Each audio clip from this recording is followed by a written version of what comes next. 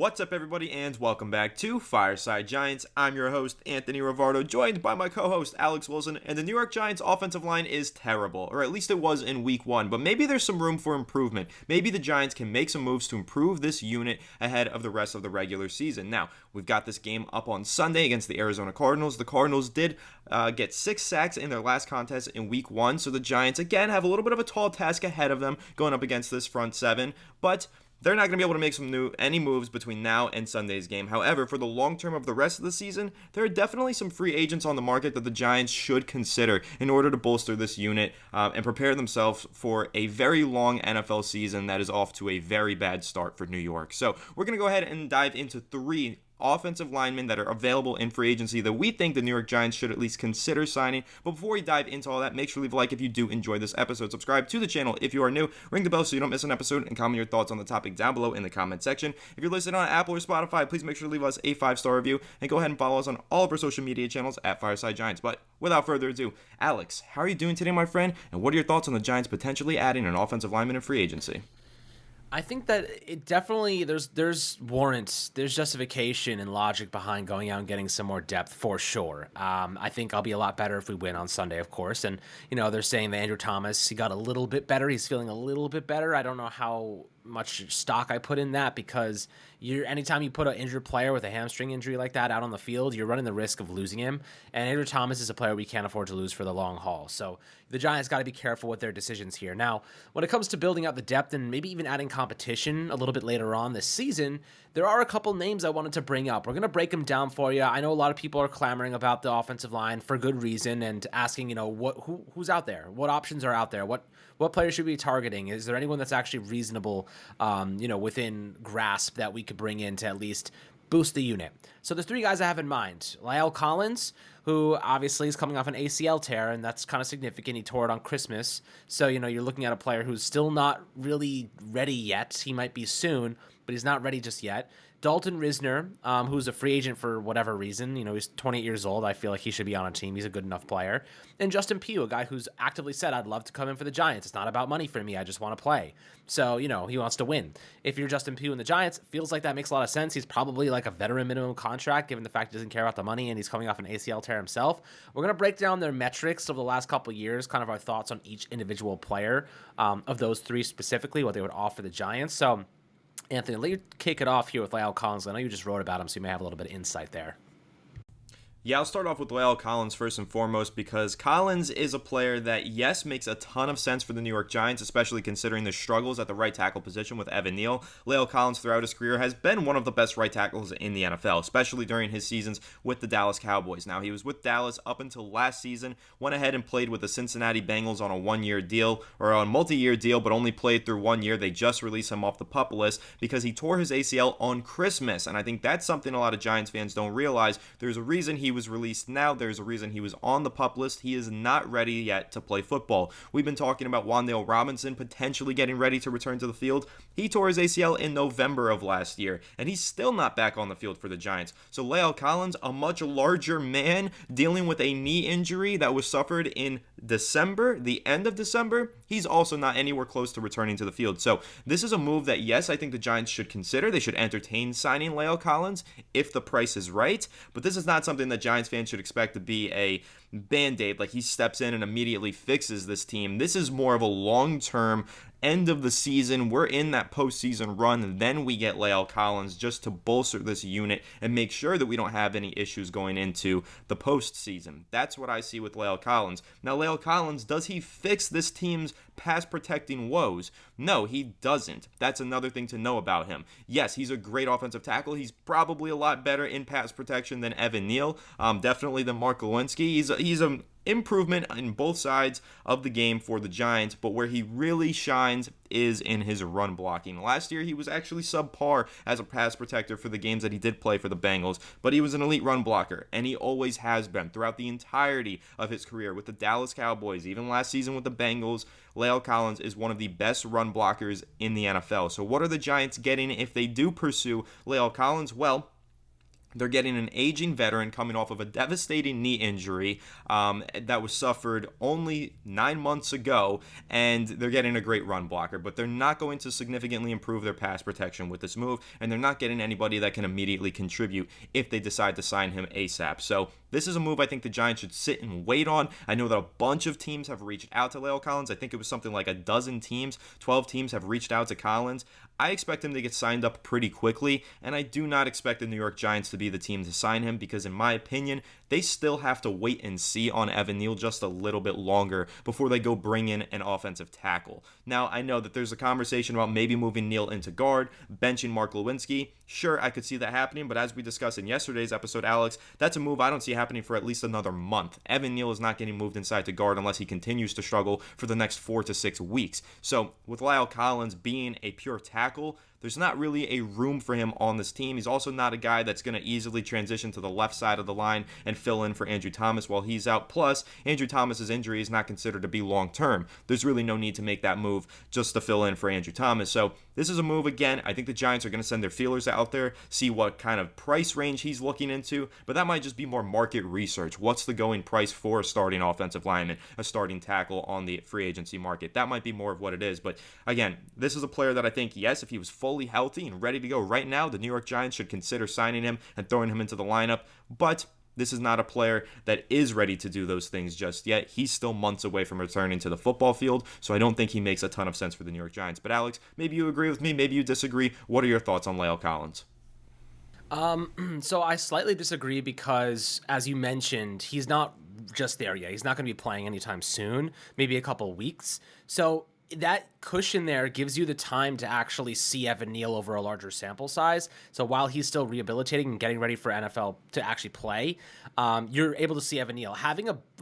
Getting good depth at tackle or offensive line in general is really hard, especially ones that have proven themselves in the NFL, at least in one way, as a really good run blocker. He's had good games as a pass blocker, a little bit more inconsistent in that range. But I'll say this, if he gets back to full strength, that ACL is, he's feeling good. He's back on the field. He's putting some good reps in practice. Why don't you open up the competition with Evan Neal at right tackle? Because at the end of the day, if you're the Giants, and how many times have we heard Brian Daboll say everyone's got to earn their job? No jobs are given. You got it. You can't just make exceptions. You know what I mean? You can't just say, Evan Neal, no competition there. He's got that job locked up. No, that can't be the case. You can't say that and not do that. So I think bringing in someone to compete with him and someone that's proven, someone that's a veteran, someone that's experienced, someone that's played on one of the best offensive lines in the league year in and year out with Dallas, he knows how to be a good player. He knows how to be a good right tackle, and he has a lot of experience there. So if I'm the Giants, I'm investing, depending on how much it costs, and I imagine it's probably cheap because he's coming off a significant knee injury. You bring him in to get healthy and compete, and you prepare for that reality because, if you have Matt Parrott as your only other right tackle option, you're in trouble. Josh Ezeudu doesn't have any NFL experience at right tackle, let alone barely at left tackle, 14 reps or maybe give or take. So, are you really going to throw him in at right tackle? I think he should be getting practice reps there right now, but I don't think he's nearly ready. Matt Parrott, we know he's not a good player. We know he's a very poor player that is constantly getting injured. He is what I would say injury prone, ACL tears, elbow hyperextensions, whatever. He's always dealing with something.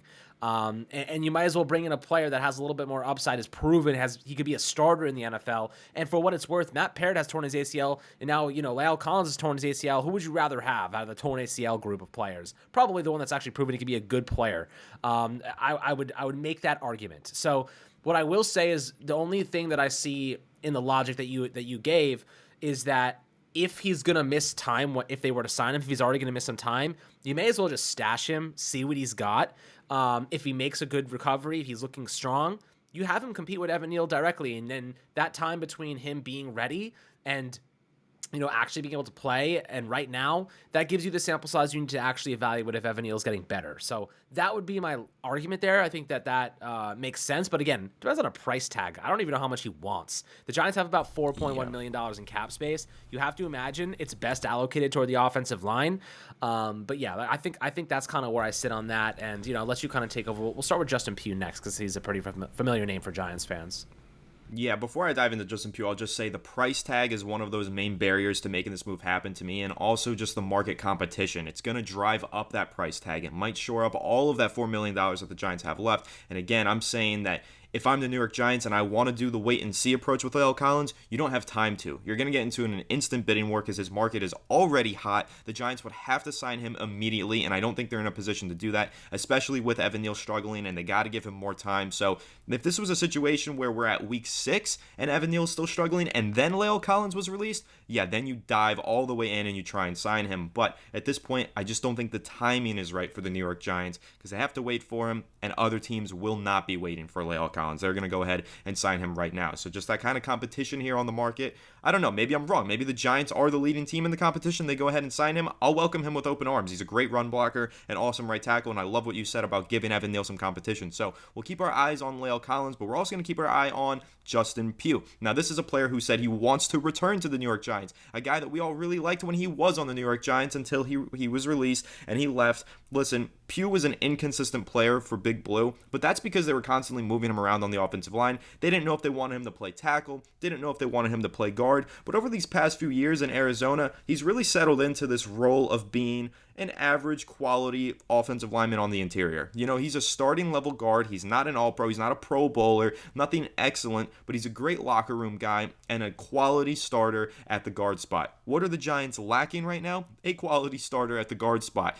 Justin Pugh can play left guard. He can play right guard. So whether you want Ben Bredesen to maintain his spot at left guard or you want to move him to the right side, there is room for Justin Pugh to join this team. Now, one other stipulation, though, with Justin Pugh, similar to La'el Collins, he did suffer an ACL tear midway through last season. Now, it wasn't quite as deep into the season as Collins. It was a little bit earlier. I think this was an October-November injury, but a knee injury nonetheless for an offensive lineman who's trying to return from that. It's never easy. He said that he's really far along in his injury recovery. He's almost ready to get back on the field. That's great, but this is a player that the New York Giants can't just go and sign. I think they got to bring him in for a workout first and see where he is, give him a physical, all of that stuff. And then I think we can kind of ramp up the intensity of this conversation and say whether or not the Giants should make this move. But for me personally, I would love to see the reunion happen. I always liked Justin Pugh when he was with the Giants. This isn't a guy that, no, he didn't blow me away on the field, but off the field, I thought he was an excellent character and a great guy for the Giants to have in the locker room, and that remains true. So now looking for added depth on the offensive line, I don't know if Pugh would be able to start for this team. Depends on where he's at with his injury.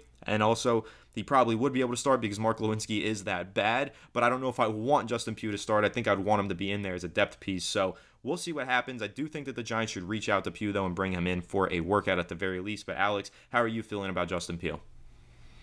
So I'll say this, from a Giants perspective, the way I envision what's going through their head right now is saying to themselves, everybody, for the most part, looked like crap in week 1 against Dallas, right? They're probably thinking to themselves, it's too small of a sample size. We need to give these guys more time to gel, these guys more time to kind of fight it out. I wonder if Pugh would be willing to take a practice squad opportunity, work his way out from there, show he can do it on the practice squad, and then, maybe get the bump up. I don't know if that's the case, but I will say this. If the Giants are 3 weeks in, they give up a couple sacks to Arizona, it's not looking so hot, and then the 49ers, you go play them, and they destroy you. I think you're sitting there in week 4 going, we need help now. This is not a small sample size anymore. This is a liability, and it could get our quarterback hurt. That's where you have to make a change. So week 4 is where I really see the Giants actually making a potential move. By then, Risner could be gone, Pugh could be gone, obviously Collins could be gone. Like, a lot could happen until then, but I don't think they're going to make any moves anytime soon. I think the point of this episode is to really give you guys the information on these players, what they're going through. And from my perspective, seeing if anyone would take on the practice squad would be fine, especially a guy like Pugh who's coming off the ACL tear and obviously hasn't had many calls with other teams.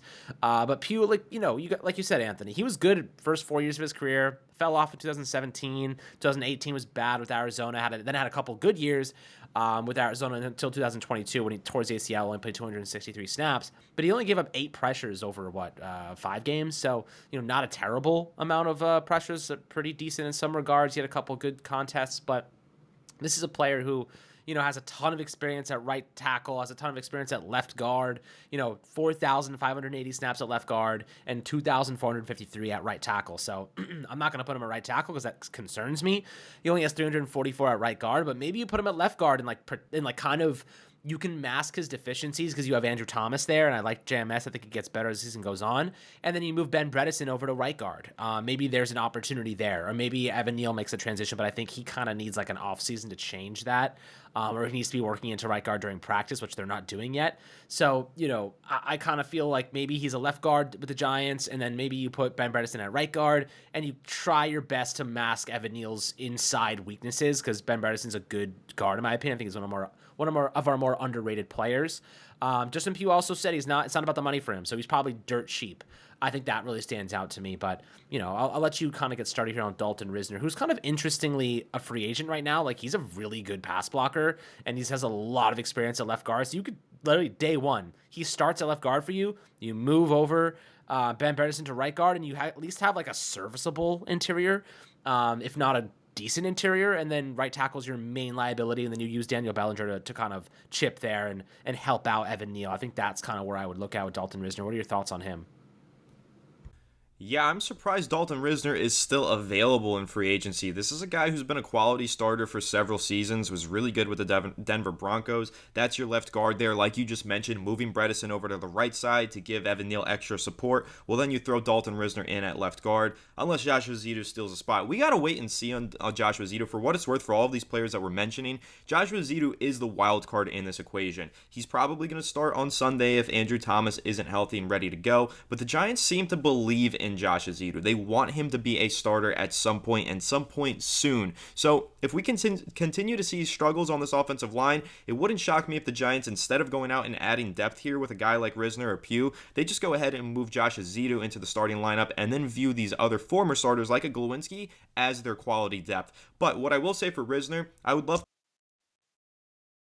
because I think that he is a player who's been consistent, and I think consistency is what's missing from this Giants offensive line. Here's a stat from Pro Football Focus. Risner has been consistently above average as a blocker who excels in pass blocking, posting 4 straight years with a 69.5 plus pass blocking grade. So what you're seeing there, 69.5, doesn't sound that great if you're taking a math test. However, in Pro Football Focus's grading system, that is an above average grade for an offensive lineman in pass protection. So this is a guy who would help the Giants with their biggest weakness, which is protecting Daniel Jones. That's what we really saw them struggle to do in week 1. I thought their run blocking, for what it's worth, was just fine. I didn't think Evan Neal struggled nearly as much in that regard as he did in pass protection, and I think the same with Mark Glowinski. Glowinski struggled on both ways, but he was better in run blocking. I think all of the Giants' offensive linemen were better as run blockers than they were as pass protectors. Where they can improve, though, is in pass protection, and that's where Risner can help them. Now, he's started at least 15 games for the Denver Broncos in each of the last 4 seasons. Again, I'm shocked that he's still a free agent. This is a guy who can start you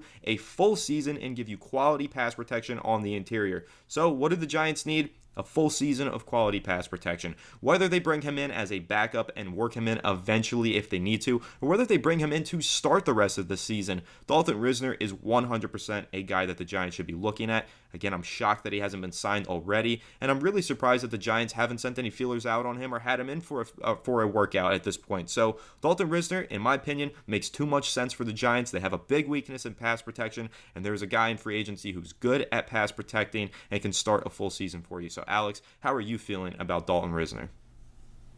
I mean, look, it looks like a lot of teams have been interested in him. It looks like he's been on the market for a minute. There has to be a reason for that. Like, players of that magnitude don't sit on the market without a reason. So I'm a little bit concerned about there's something maybe we're missing here that nobody's really reporting, because I feel like he should be on a team. Maybe he's asking for more money than he's worth. Maybe that's the problem. But right now, I'm a little bit unsure of that one. So if that's the case, the Giants probably won't go down that route. But Pugh and Collins make more sense to me, coming off injuries, cheap guys that they can work into their system, guys that don't have to be ready immediately, and they can learn the system, learn the offense, and maybe step in a couple weeks here. But I kind of feel like there's some good options here, some guys that are risky but nonetheless competitive, and I think that adding competition is a necessary thing at this point in time, given the state of this offensive line. But the Giants are probably thinking, need to give it more of a sample size, then we'll dive into potential additions, if not trading for someone. I don't know, it could be anybody.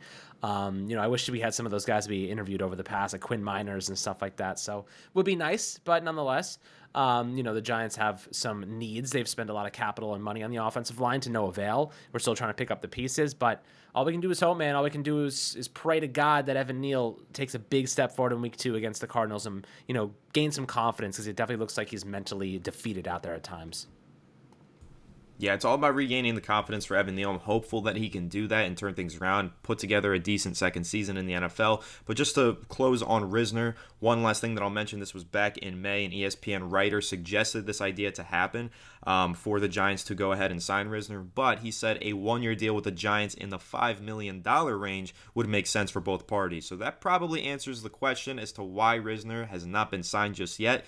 There's a lot of teams around the NFL who need offensive line help, but most of them need that offensive line help because they're cap strapped and can't afford a guy like a Risner if he really is asking for around $5 million. And the Giants are in that boat. They could not afford something like that. So that might be the answer as to why Risner is still available. But again, I think that he makes a lot of sense for this team. If the offensive line doesn't show any signs of improvements over the next 4 weeks, I think you got to bring Risner in for a workout and see what you can do. But overall, it's a wait and see game. What happens with Evan Neal? Does he improve? What is the choice that the Giants make with Josh Ezeudu? Are they going to put him into the starting lineup regardless of any injuries on the offensive line? Because in my opinion, he looked pretty solid in week 1, playing that left tackle spot for 14 reps. It's not a big sample size, but he looked better in those 14 reps than Mark Glowinski did in any of his reps throughout the entire game. So there's something to be said about that, maybe moving Glowinski to the bench and throwing Ezeudu in at left or right guard. I think these are a lot of questions that the Giants have right now that they need to answer soon so that their season doesn't get sunk by their offensive line. But of course, we got a big matchup coming up this Sunday against the Arizona Cardinals. How will the Giants fare? Well, we'll be previewing that tomorrow. We'll hit you guys with another upload and discuss Giants versus Cardinals. And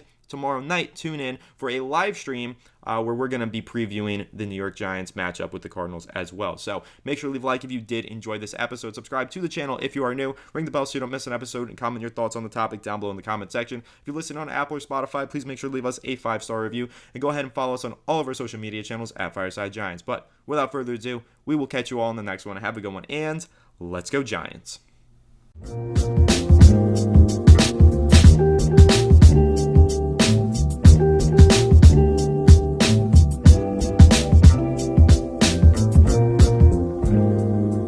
So